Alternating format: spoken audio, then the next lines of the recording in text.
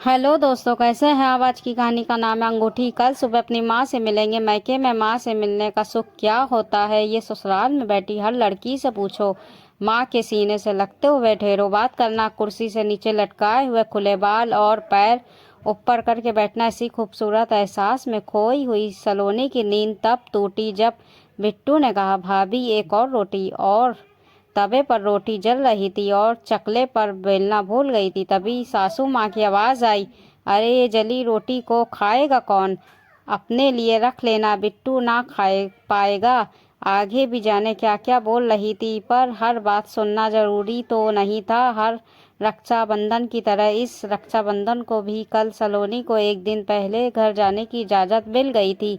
सलोनी की ननद अमिता को भी उसका बिट्टू देवर बिट्टू ऐसे ही राखी से एक दिन पहले ससुराल से ले आता था। सलोनी को ऑफिस जाते हुए मनोज जी सवेरे छोड़ आते थे, क्योंकि दूसरे दिन अमिता की विदा होने से पहले सलोनी का आना जरूरी था। मनोज जी राखी बंधवा कर अपने ऑफिस जाते थे और दोपहर को जल्दी वापसी करते हुए सलोनी को घर लेते हुए आ जाते थे।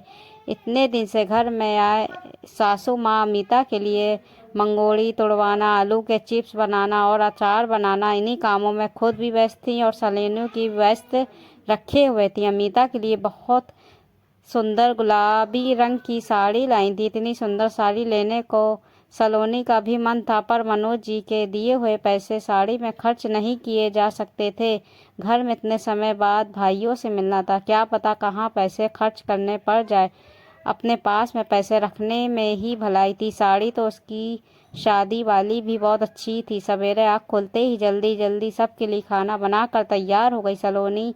मनोज जी बाइक का हॉर्न बजा ही जा रहे थे। जल्दी से ऊपर से बैग उठाया, सासू माँ के पैर छुए और बाहर निकलने को हुई।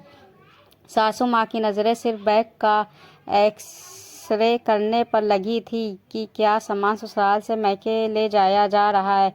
पर इन सब विचारों से अलग बैग को ले जाती हुई उन्मुक्त गगन में विचरण करने को तैयार चिड़ैया सी सलोनी मनोज जी के पीछे बाइक पर बैठ गई। कब सर से घूंघट सर का पता ही नहीं चला। छोटा सा रास्ता कितना लंबा लग रहा था। घर में माँ और बाबूजी अकेले रहते, पर रक्षा बंधन वाले दिन दोनों भाई और भाभी सवेरे ही सारा खाना बनाकर घर में ले आते थे। राखी बंधवा कर भाभियाँ भी अपने मायके चली जाती थी। ये पूरा दिन एक पिकनिक के जैसा लगता था। जिसने भी ये त्यौहार बनाया उसको 100 दुआएं देने को मन करता है। घर पहुंचकर माँ के सीने से लग कर एक अलग ही सुकून मिला। मनोज जी जल्दी में थे।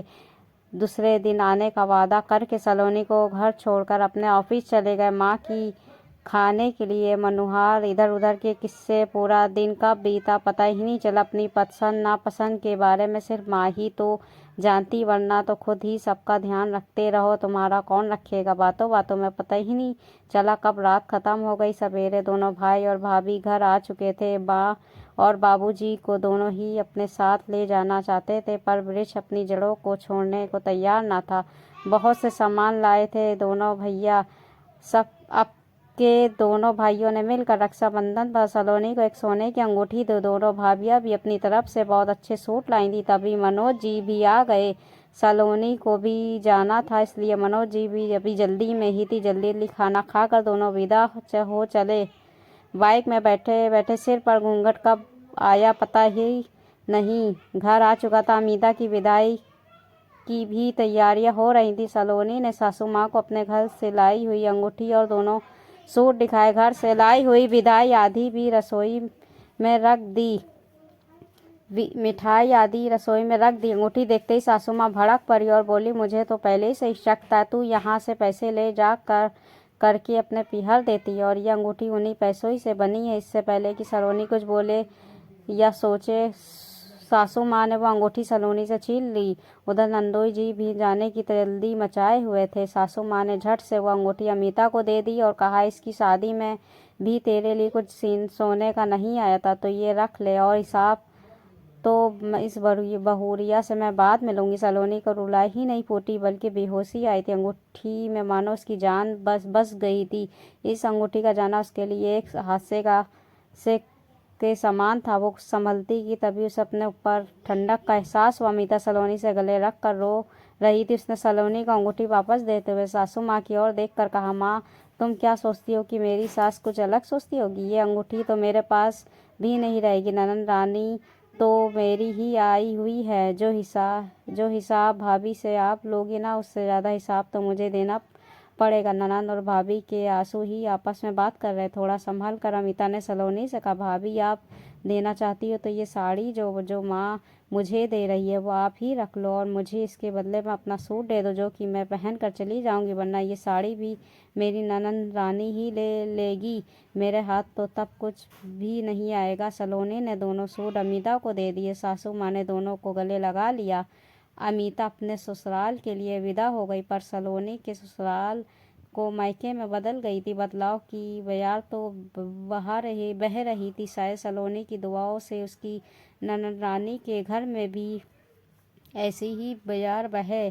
दोस्तों, ये स्टोरी कैसी लगी? अच्छी लगी हो तो हिंदी कहानी को लाइक सब्सक्राइब शेयर ज़रूर कर दीजिएगा। मिलते हैं अगली कहानी के साथ। तब तक के अपना ख्याल रखिएगा।